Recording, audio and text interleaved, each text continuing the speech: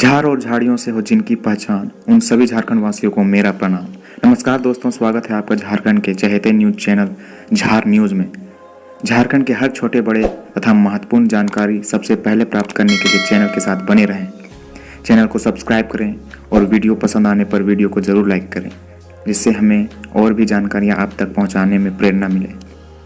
तो चलिए आपके बहुमूल्य समय को ज़ाया ना करते हुए न्यूज को शुरू करते हैं। पहली खबर बता दें दोस्तों, रांची के बिरसा मुंडा एयरपोर्ट पर शनिवार को बड़ा हादसा टला। बता दें कि टेक ऑफ के दौरान विमान से पक्षी टकरा गया। हालांकि तुरंत बाद पायलट ने इमरजेंसी ब्रेक लगाकर विमान को रोक दिया। इस विमान में कुल 176 यात्री सवार थे। बता दें कि सभी को सुरक्षित टेक ऑफ करा दिया गया।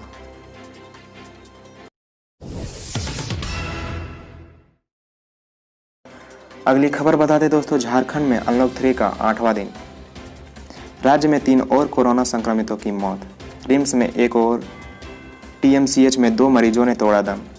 बता दें कि अब तक 16,667 पॉजिटिव केस हुए कन्फर्म। इस बीच बता दें कि देश के 10 बड़े राज्यों से भी तेज हो गई है राज्य में कोरोना संक्रमण की रफ्तार। मात्र 11.92 दिन में डबल हो रहे हैं मरीज। पिछले 31 दिनों में हुई थी 106 मरीजों की मौत, पर अब मात्र 15 दिन में ही 105 संक्रमितों ने दम तोड़ा। राज्य में अब तक 214 की हो गई है मौत। बता दें कि रिकवरी रेट में भी पिछड़ा झारखंड। देश के 16 राज्यों से नीचे 41.85 पर पहुंचा राज्य का रिकवरी रेट। अब तक 7,491 मरीज हुए स्वस्थ।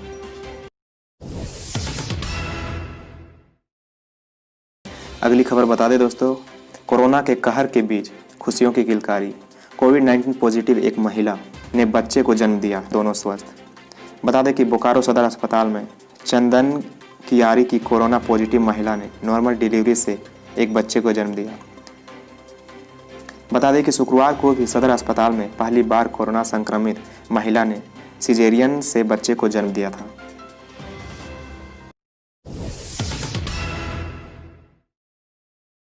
अगली खबर, उग्रवादी संगठन जेजेएमपी का सक्रिय उग्रवादी गिरफ्तार, हत्या और अपहरण समेत घटनाओं में शामिल रहा है। बता दें कि पलामू के पांकी थाना की पुलिस ने गुप्त सूचना के बाद कार्रवाई कर उग्रवादी संगठन झारखंड जन मुक्ति परिषद जेजेएमपी के एक सक्रिय उग्रवादी को गिरफ्तार कर लिया। शुक्रवार को पुलिस ने कोविड जांच के बाद उग्रवादी को जेल भेज दिया। पकड़े गए उग्रवादी के पास पुलिस ने नक्सली पर्चा भी बरामद किया।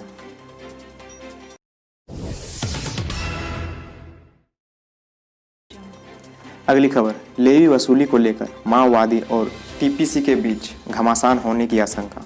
बता दें कि राजधानी रांची के आसपास पीएलएफआई बढ़ा रहा है अपना दायरा। ग्रामीण क्षेत्रों में बेरोजगार युवकों को बना रहा है सदस्य।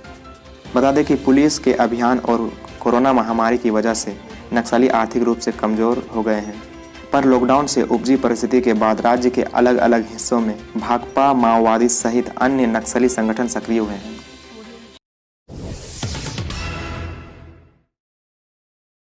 अगली खबर बता दें दोस्तों, शहर के स्वास्थ्य सेवाओं की हालत बिगड़ती जा रही है। अब कोरोना मरीजों को भी बेड नहीं मिल रहा। इसका प्रमुख कारण एमजीएम, टीएमएच समेत शहर के अन्य निजी अस्पतालों के कुल 213 डॉक्टर व स्वास्थ्यकर्मी का कोरोना पॉजिटिव होना है, जिसके चलते ना चाहते हुए भी अस्पतालों को बंद करना पड़ रहा है।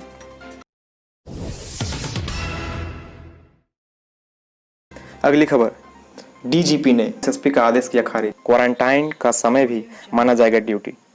बता दें कि रांची जिले में अब तक किसी भी पुलिस पद अधिकारी या पुलिसकर्मी को अवकाश के बाद लौटने पर 14 दिन का क्वारंटाइन रहने के बाद भी इस अवधि को अर्जित अवकाश से नहीं काटा जाएगा।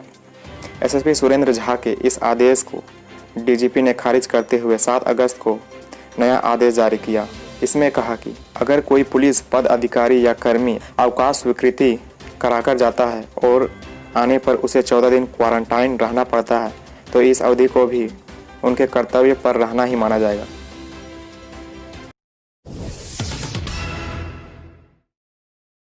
अगली खबर, 6 महीने से मानदेय यानी सैलरी से वंचित स्कूल की रसोइया बोली, कोरोना से बच भी गए तो भूख से मर जाएंगे। खबर धनबाद की है दोस्तों। बता दें कि 6 महीने से मानदेय से वंचित रसोइया ने शुक्रवार को रणधीर वर्मा चौक पर धरना दिया। इसके जरिए उन्होंने सीएम को गुनाह लगाते हुए कहा कि मानदेय के अभाव में परिवार चलाना मुश्किल हो गया है, कोरोना से बच भी गए तो भूख से मर जाएंगे।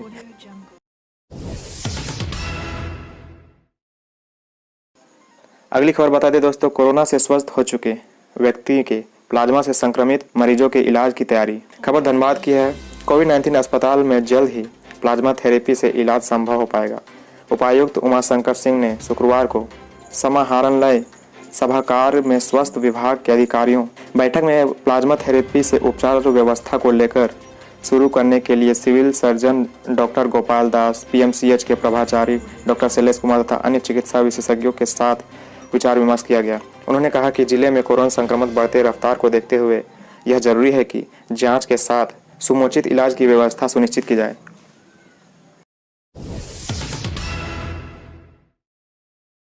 अगली खबर, सदर और भोली अस्पताल में टेलीमेडिसिन सेवा शुरू, मरीजों को ऑनलाइन सलाह देंगे डॉक्टर।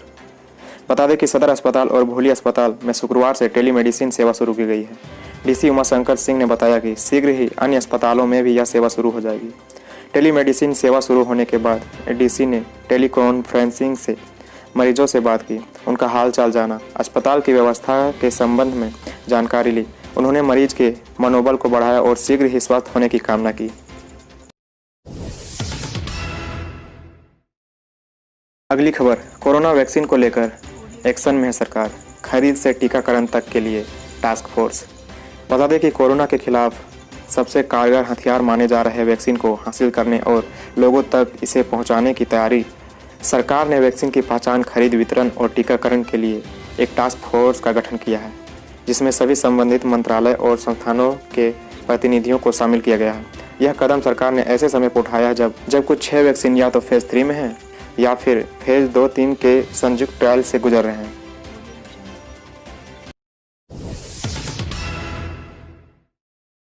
अगली खबर, मैट्रिक का फर्जी प्रमाण पत्र वायरल होने पर जैक ने दिया जांच का आदेश। बता दें कि झारखंड एकेडमिक काउंसिल जैक का फर्जी प्रमाण पत्र मिलने की सूचना के बाद काउंसिल ने इसे गंभीरता से लिया। करीब 1 दर्जन फर्जी मैट्रिक का प्रमाण पत्र मिलने की बात सामने आ रही है। जैक उपाध्यक्ष फूल सिंह ने इसकी पुष्टि करते हुए कही कि यह मामला उनके संज्ञान में आया है और इसकी जांच की जाएगी। उन्होंने बताया कि जो भी शिकायतें आई हैं उनकी कमेटी बनाकर जांच की जाएगी। उसके बाद जो भी इसमें दोषी होंगे उनके खिलाफ कड़ी कार्रवाई होगी।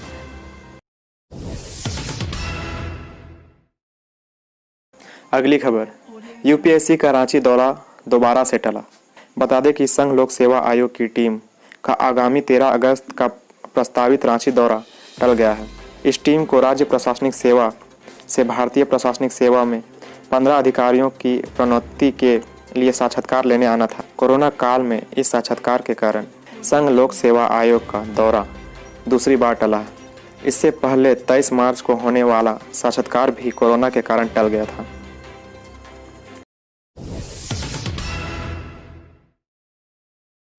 अगली खबर, साइकिल खरीदने की होगी जांच।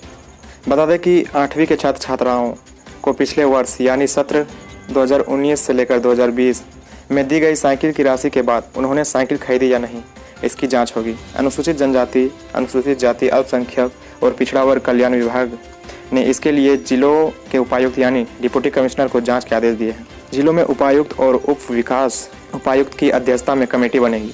यह कमेटी घर घर जाकर वेरिफिकेशन करेगी कि जिन अनुसूचित जनजाति, अनुसूचित जाति और अल्पसंख्यकों व पिछड़े वर्ग के छात्र छात्राओं को राशि मिली है, उन्होंने साइकिल खरीदी या नहीं।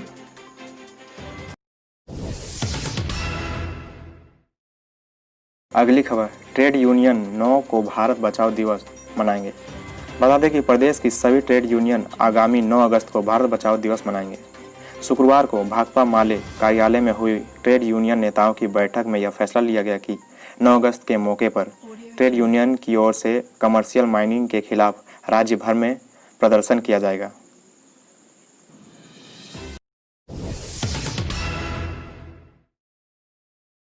अगली खबर, लॉकडाउन में भी 4.6 लाख फर्जी राशन कार्डधारी गरीबों का उठाते हैं अनाज। बता दें कि राज्य में फर्जी राशन कार्डधारी अभी भी गरीबों के हिस्से का अनाज उठा रहे हैं। करीब 4.6 लाख फर्जी राशन कार्डधारी लॉकडाउन में गरीबों की योजनाओं का अनाज उठाते रहे हैं। राज्य में कुल 4.7 लाख राशन कार्डधारी की आधार कार्ड संख्या 2 या उससे अधिक राशन कार्ड से जुड़ी हुई है। इसे रद्द कराने के लिए सरकार ने जनवरी में ही आदेश दिए थे, लेकिन अगस्त तक मात्र 2% ही ऐसे फर्जी लाभुकों के नाम हटाए जा सके हैं।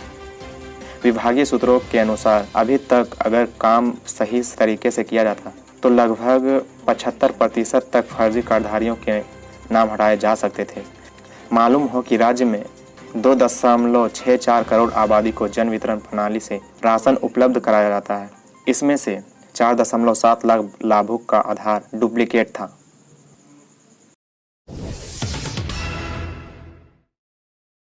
अगली खबर, दोषी पदाधिकारी व ठेकेदार बक्से नहीं जाएंगे, डॉक्टर इरफान अंसारी।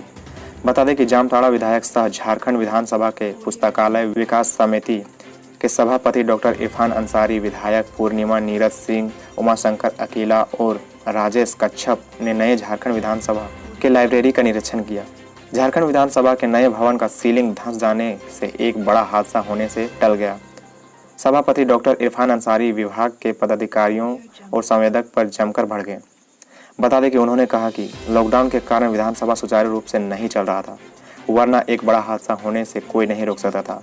पूर्व की रघुवर दास की सरकार ने लगभग 1500 करोड़ का टेंडर कर ऐसे संवेदक को कार्य आवंटन किया, जिसका उदाहरण आज हमारे सामने है। उन्होंने सवाल किया कि अगर कोई हादसा हो जाता तो इसका जिम्मेदार कौन होता। अब इस मामले की जांच होगी और दोषी पदाधिकारी सहित संवेदक पर कठोर से कठोर कार्रवाई की जाएगी।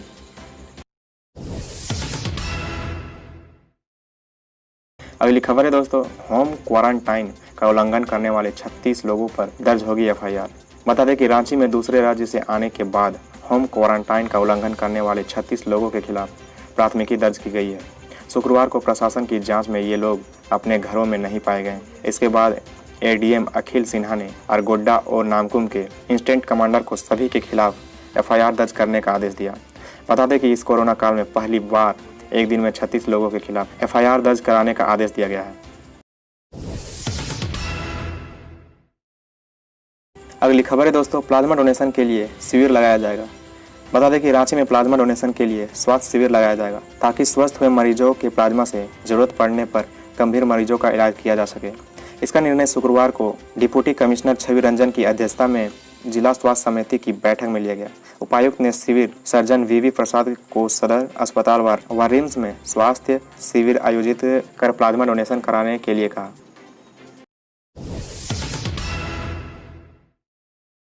अगली खबर है दोस्तों, आईआईटी धनबाद के 7 छात्रों को मिला 31.5 लाख रुपए का प्री प्लेसमेंट ऑफर। बता दें कि आईआईटी आईएसएम के मेधावी छात्र छात्राओं पर भारी भरकम पे पैकेज की बारिश हो रही है। मल्टीनेशनल कंपनियों की ओर से पीपीओ यानी प्री प्लेसमेंट ऑफर के माध्यम से पे पैकेज ऑफर किया जा रहा है। मल्टीनेशनल कंपनी गोल्डमैन सैक्स ने 7 छात्रों को 31.5 लाख रुपए सालाना का ऑफर दिया है। अगली खबर है दोस्तों, मजदूरों को रोजगार के साथ खाना पहुंचाने पर करना होगा विचार। बता दें कि हिंदुस्तान की ओर से आयोजित इस संवाद में रांची यूनिवर्सिटी के अर्थशास्त्र के सहायक प्रोफेसर सह आईएमएस के समन्वयक ज्योति प्रकाश ने कहा कि लॉकडाउन के बाद भारी संख्या में मजदूरों की वापसी हुई है। दूसरे राज्य में कार्य कर रहे मजदूर अपने राज्य में लौटे हैं। अर्थशास्त्र की भाषा में इसे रिवर्स माइग्रेशन कहते हैं। उन्होंने कहा कि इसके बाद राज्य में बेरोजगारी बढ़ी है। ज्योति प्रकाश ने कहा कि ग्रामीण क्षेत्र में श्रमिकों को खाने के साथ उनके खाते में पैसा ट्रांसफर करने की व्यवस्था करनी होगी। मौजूदा समय में उनके पास जिंदा रहने की चुनौती है।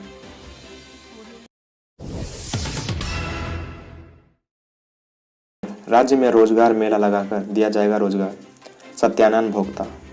बता दें कि लॉकडाउन खत्म होते ही राज्य में रोजगार मेला लगाकर युवाओं को रोजगार दिया जाएगा। इसकी शुरुआत रांची के मोरहाबादी मैदान में होगी। इस मेले में युवाओं के कौशल के अनुसार उन्हें रोजगार मिल सकेगा। इसके साथ ही मजदूरों को पंचायत स्तर पर ही रोजगार मुहैया कराया जाएगा। श्रमिक मित्रों को भी पंचायत स्तर से जोड़ा जाएगा और उनके मानदेय पर विचार किया जाएगा। ये बातें राज्य के श्रम मंत्री सत्यानंद भोक्ता ने शनिवार को हिंदुस्तान ई संवाद में कही।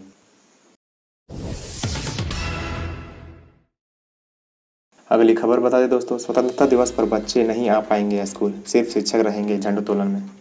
बता दें कि कोरोना महामारी की वजह से स्वतंत्रता दिवस के अवसर पर छात्र छात्राएं स्कूल नहीं आएंगे। सीमित संख्या में शिक्षक और विद्यालय प्रधान समिति के सदस्य अपने अपने स्कूलों में झंडोत्तोलन करेंगे।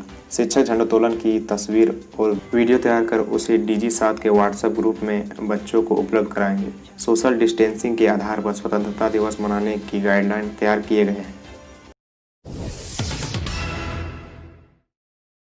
अगली खबर दोस्तों, होमगार्ड DSP पर पैसे मांगने का आरोप, DGP ने दिया जांच का आदेश। बता दें कि होमगार्ड जवानों को ड्यूटी देने के बदले पैसे मांगने का मामला सामने आया है।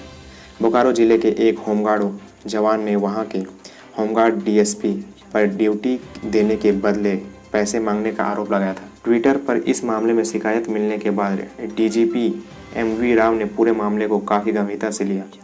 DGP ने इस मामले में बोकारो के DIG प्रभात कुमार को जांच का आदेश दिया।